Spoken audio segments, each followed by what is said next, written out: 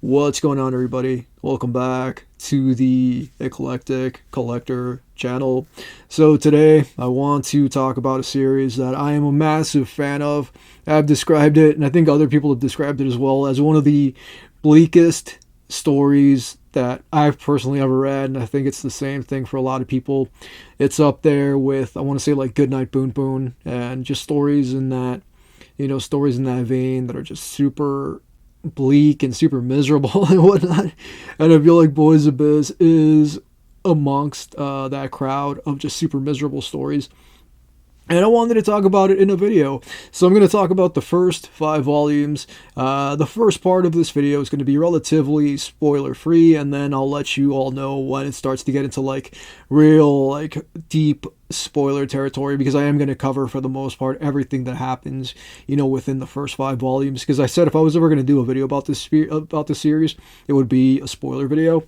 So I'm going to talk about the first part of it and try not to do too much in the way of spoiling. And then once we get to the point where it's just going to be like full on spoilers, I'll let you all know. So if you're somebody that hasn't read it yet, you can step away and then come back after you've read the first 5 volumes. Or if you don't plan on reading it ever, you can just stick around and listen to me talk about this wild story that I'm a huge fan of.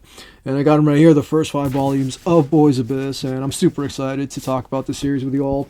One of my absolute favorites that I'm currently reading. So if you've read this thing, I would love to know what you think. Let's do it. Let's talk about Boys Abyss.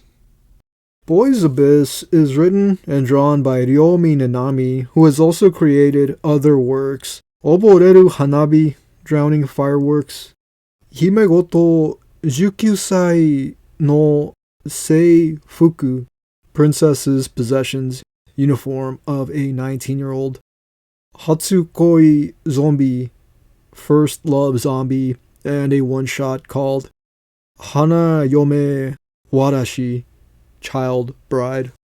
Boys Abyss is hands down one of the most nihilistic stories I've ever read. Its depictions of self-harm, depression, and anxiety are pretty realistic.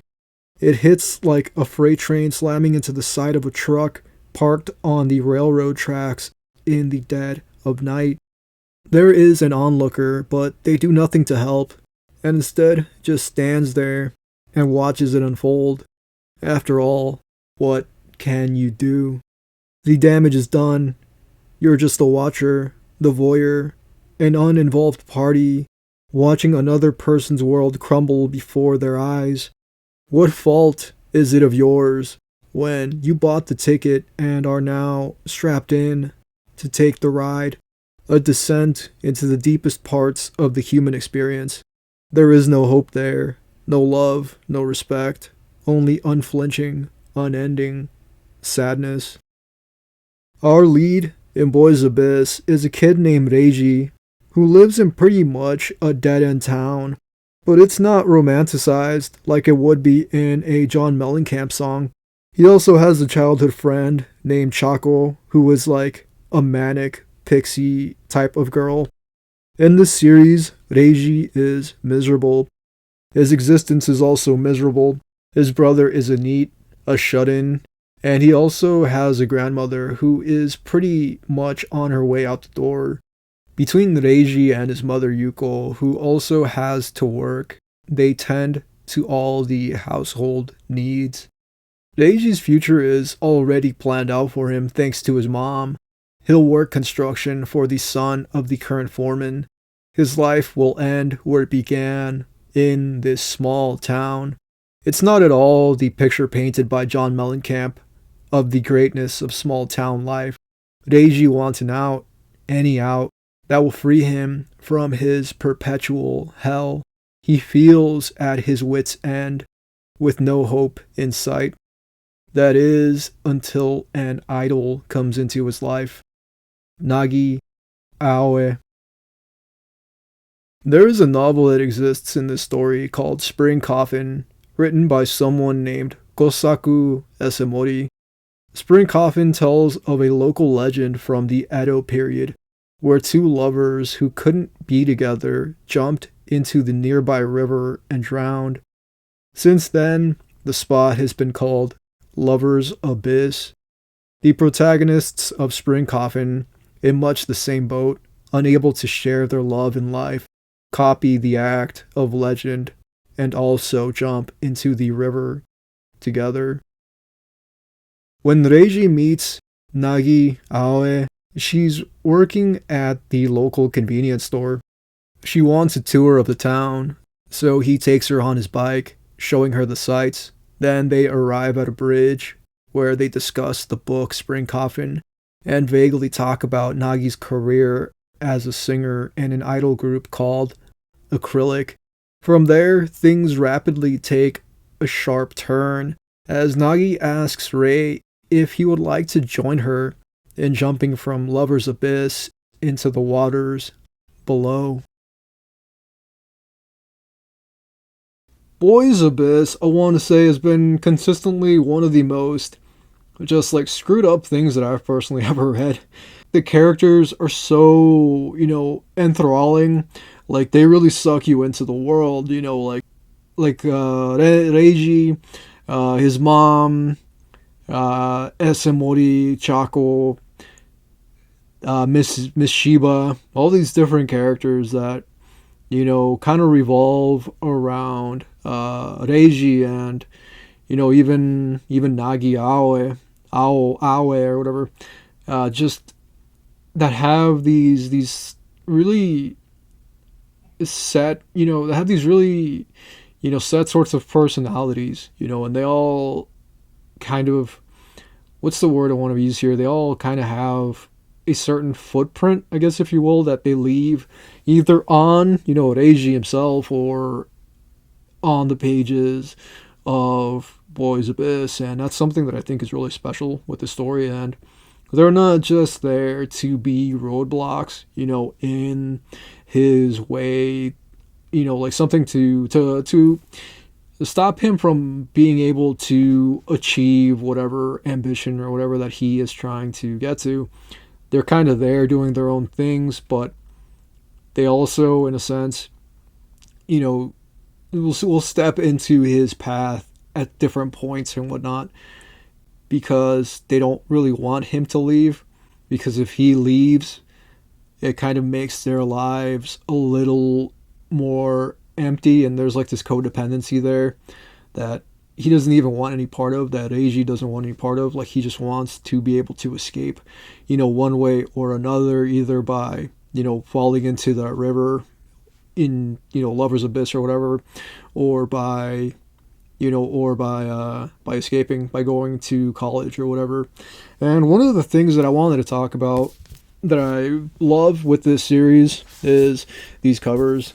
And right here we've got Nagi, and I'm pretty sure that is a fish that she owns, because she has like a fish tank in the story. And I think the whole thing with the fish also has to do with, the fact that there is a story within this story called Lover's Coffin about these people that unalived themselves a long time ago. And you'll learn more about it, through reading the story. And right here we've got Eiji with another fish, and it kind of like that. It like each thing kind of has to do with how each character looks. Like this one's kind of like a teal color almost, and then right here we've got Chako, and then she's got one as well. It kind of matches her whole aesthetic. You don't really see it too much, just see kind of like the tail end of it, and then you see I'm not really sure what that is. I think a chrysanthemum, if I'm not mistaken, or something like that. And then yeah, you got her there, and she's shedding tears about to anyway. And then we've got Psychopath right here. We got this Psychopath, and then she's got a fish up there, which kind of like blends in with her whole insane aesthetic. And then we got Eiji's mom right there, and then she's kind of got like her own sort of a fish as well. You see kind of like the tail end and a little bit of the fish back there. But I haven't started Volume 6 yet, but Volume 6 also has kind of the same thing.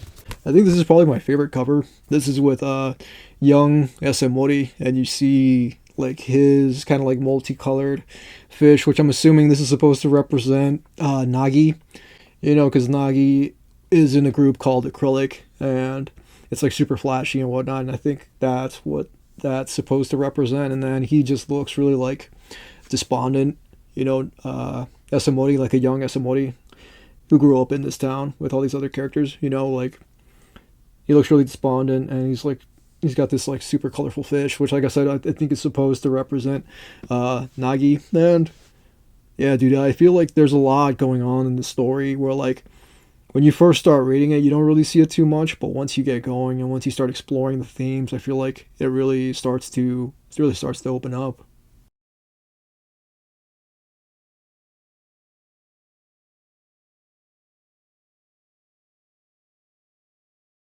Before almost having sex with Reiji in the net cafe, Chako originally wanted to have sex with Esemori. Reiji tells Esemori to stay away from Chako after learning she'd been spending time with him. He doesn't want her getting sucked into the screwed up web that is the black hole of Nagi Aoi and Kosaku Esemori. Chako sees and feels herself developing into a woman. She also realizes that the old dudes who frequent her parents' shop always stare at her abundant chest, which fills her with utter disgust. It makes her want to leave the town behind, that much more to go off to college for school. She's definitely presented as being in that state of still being young, having the mindset of a quirky girl, while also having a burgeoning curiosity about maturity and sex. Chako finally convinces Reiji to have sex with her, like it's something she needs to get out of her system. When he sees her undressing, he tries to flee, but she tells him if he does, she'll never see him again. She feels like she's sinking and needs something to hold on to. Reiji tells her that with him, she'll just sink lower. Ultimately, it is Chako that backs out before it can happen though, fearing she'd no longer be special to him. Before that, Chako overhears Asamori asking Reiji, "So, that was the pop star Nagiawe in the sack." It is what ultimately prompts Chako to want to have sex with Reiji, as if not wanting to be left behind. I do wonder though if Asamori would have had sex with her or told her she was too young. Asamori feels like an anomaly. I haven't seen him get mad or anything. He always seems calm. Reiji leaves his bike at Nagi's apartment after Asamori catches them having sex, and he returns it to Reiji's apartment, and we learn he and Yuko were old school acquaintances. It's pretty clear there's going to be more there we may learn in upcoming volumes. It's already known Asamori is just a pen name, his real name being Akira Nozoe.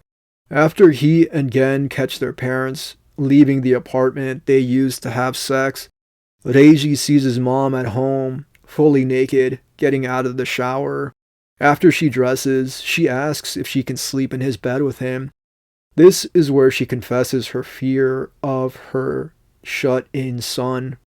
Yuko tells Reiji she wants to commit suicide together by jumping into lover's abyss to escape the grandma and neat son who might one day kill her.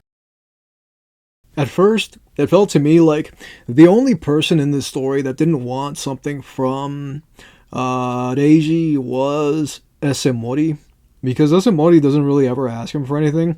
He just kind of like is there, and then we find out that Esemori and Reiji's mom Yuko had a past, but we really don't know too much about it. And from the ending of Volume 5, it's pretty clear that Volume 6, and the fact that Esemori, like a young Esemori, is on the cover of Volume 6, it's pretty clear that we're going to get, some background, and we're going to see young Esemori and young Yuko, and we're going to see how, for the most part, she came to be the way that she is now, and how he kind of came to be the way that he is now.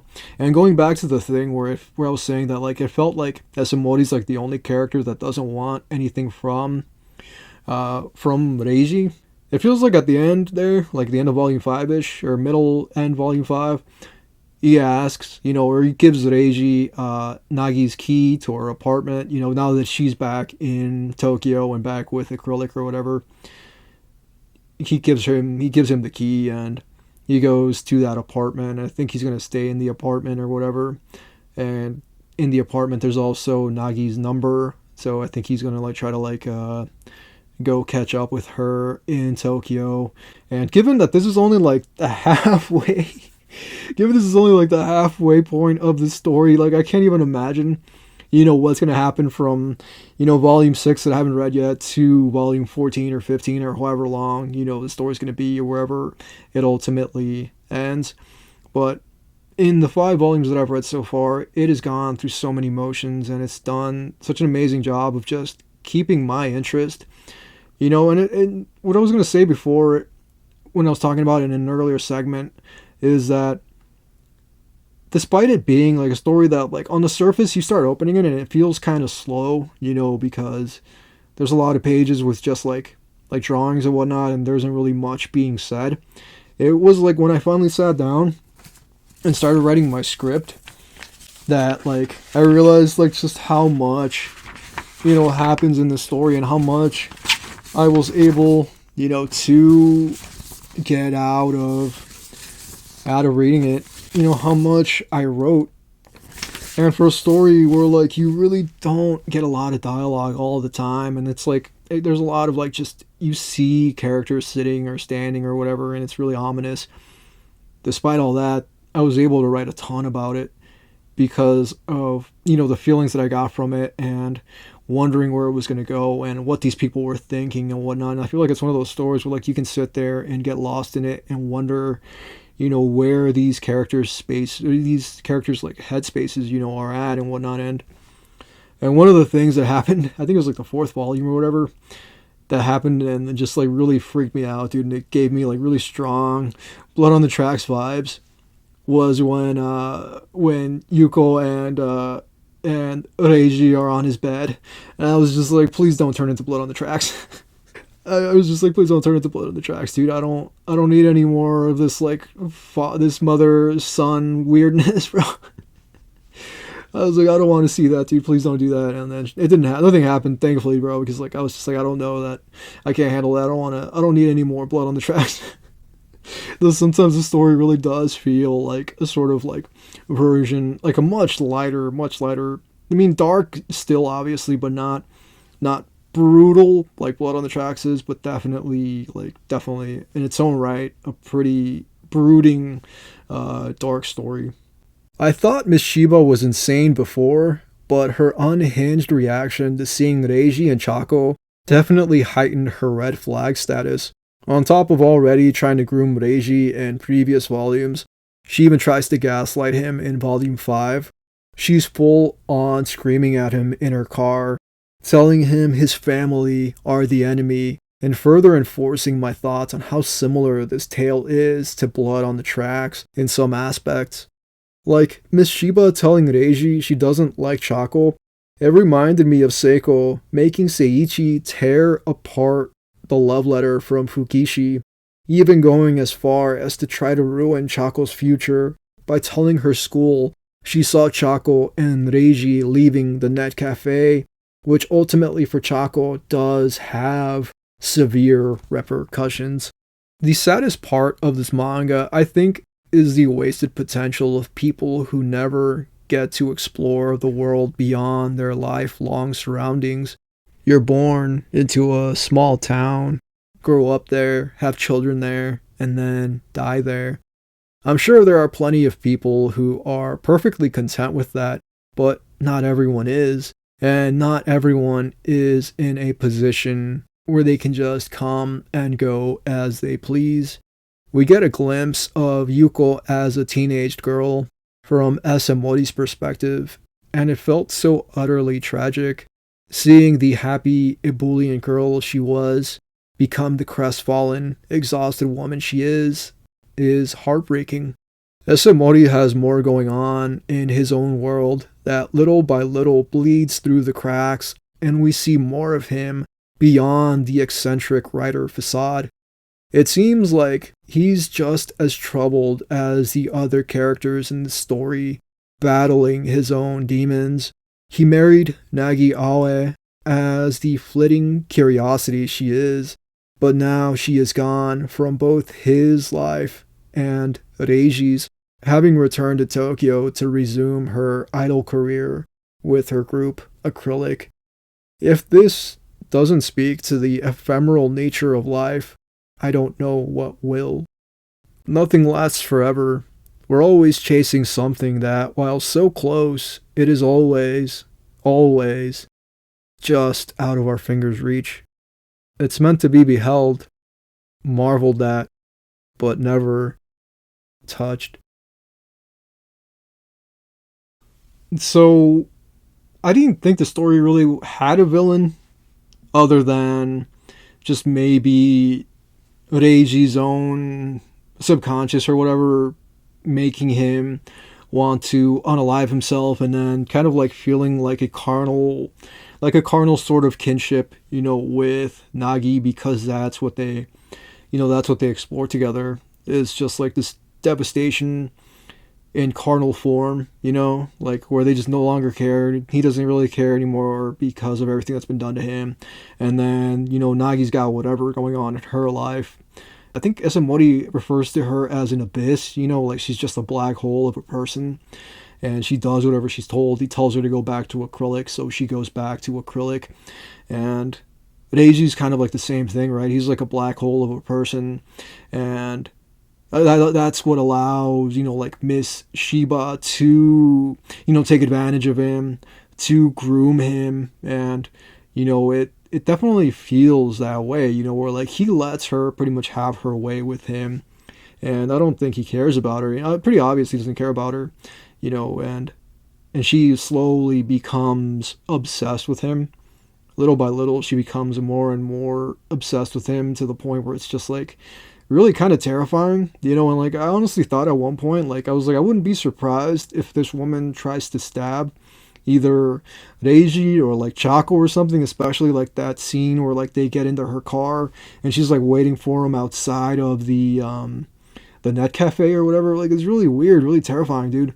Like just to do that, to stalk this kid like that and to just freak out and then go after Chaco and try to get her essentially kicked out of her school and whatnot. Like you're a grown woman, doing these things, and it's really terrifying because it's realistic. And I've seen kind of things like this. Birds.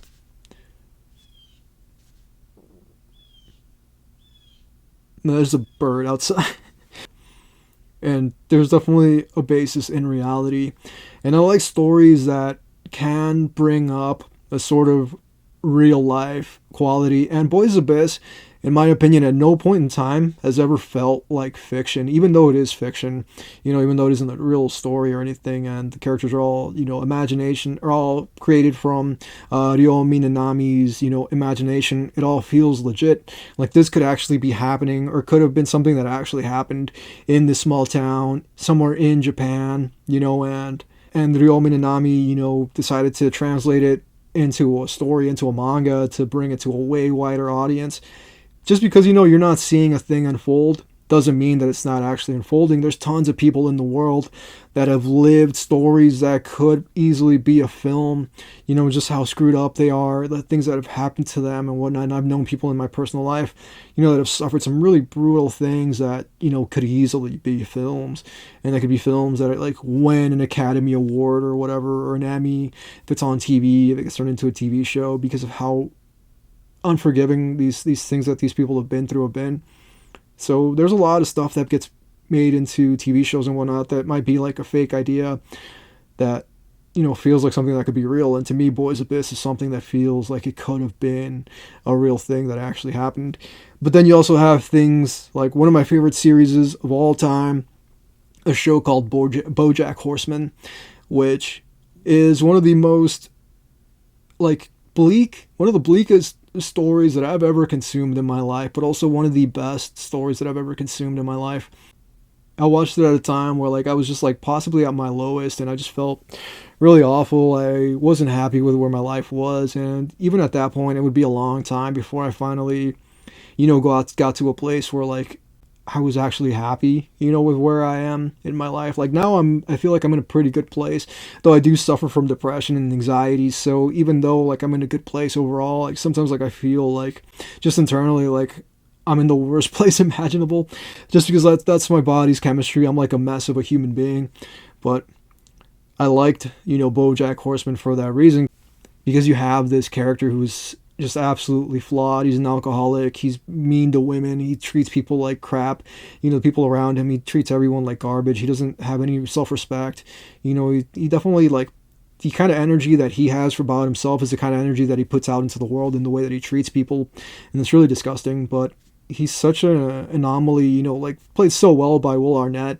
And he's such an anomaly that like you just can't help but look away from this train wreck of a human being. And that's the same energy that I get from Boys Abyss, is where like you have these characters that are just absolute train wrecks of people, but you just cannot help but look away. You are enthralled by the sheer misery, the sheer insanity, the hopelessness of these people and the things they put themselves through. And it feels human. It feels real. It feels like I've said before, something that could have actually happened somewhere, and somebody decided to turn it into a story.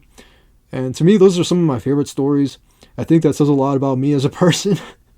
That some of my favorite stories are just absolutely miserable. Like seriously, one of my favorite films ever is a movie called Requiem for a Dream. Like I love that movie. It's one of my favorite films. And it is just absolutely one of the most miserable. It's absolutely one of the most miserable films ever made. And like I like that sort of a thing, dude. Like I could actually watch Requiem for a Dream just for fun, like just to sit down and watch it, because I love the cinematography. And I know it takes away, I know it borrows from Perfect Blue or whatever, but I feel like all art does, doesn't it? Like all art steals, Quentin Tarantino, one of my favorite filmmakers of all time, like Lady Snowblood, heavily influenced, Kill Bill, Rum Punch, Leonard, is it Elmore Leonard? Rum Punch by Elmore Leonard, I think, influenced there's one film, Jackie Brown, if I'm not mistaken. So like I feel like art is pretty much just always stealing. And one of my favorite writers of all time, a dude named Chuck Palahniuk, I remember he'd said in an interview once, to be a good writer, always be stealing. Sometimes you wonder if things can get worse than they already have, but there is always a deeper chasm.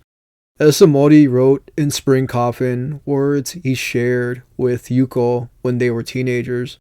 That's why he didn't hear the ruffle of her skirt or the sound of her footsteps as she stepped toward him. Suddenly her voice cut through the silence.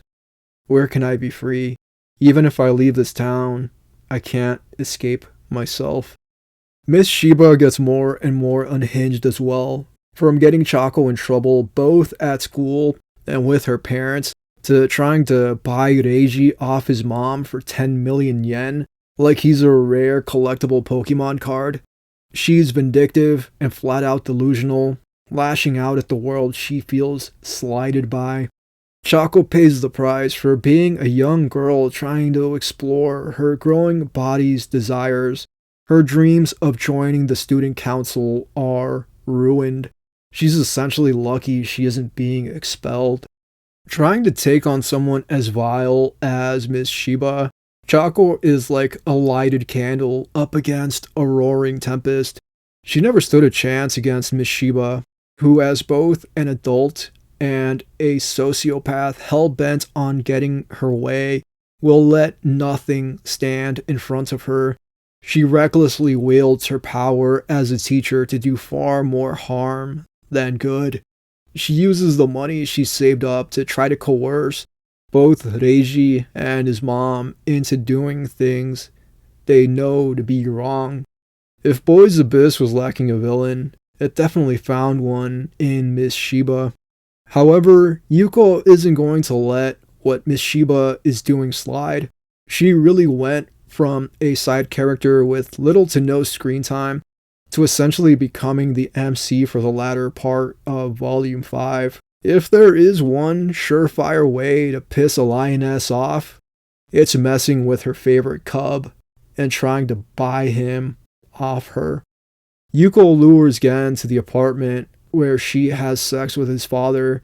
She tries to seduce him, wearing her old sailor uniform from her school days. She tells Gen it's his father for whom she'd been waiting, and she wears the sailor uniform because he loves it when she does. Nothing happens between them, but it was chilling regardless because of how hollow she looks here. Yuko would have probably had sex with Gen if it came to it, but regardless of how big and strong he is, he still feels like a lost little boy. This is reflected in the panel of him curled up in the corner after Yuko leaves him to return to work. She's done playing games and means to have Miss Sheba learn the difference between messing with a young schoolgirl with no means of defending herself, Chaco, and a grown woman who has seen the absolute worst side of people. Compared to Yuko, Miss Sheba, with all her jittering insanity, is just cosplaying a villain. Yuko will not only reveal her fangs, but is fully intent on using them. She tells Gen she wants him to teach Miss Sheba a lesson. She gives him the key to her apartment, but doesn't tell him where it is. He'll have to figure that out on his own. I originally wanted to cover Volume 6, but I think leaving it here works too. Even if I were to cover it, there are still like 9 more volumes of the story to go. The crash isn't over. We've more yet to spectate. The ambulances haven't even arrived on scene or made their siren song audible. The worst is yet to come.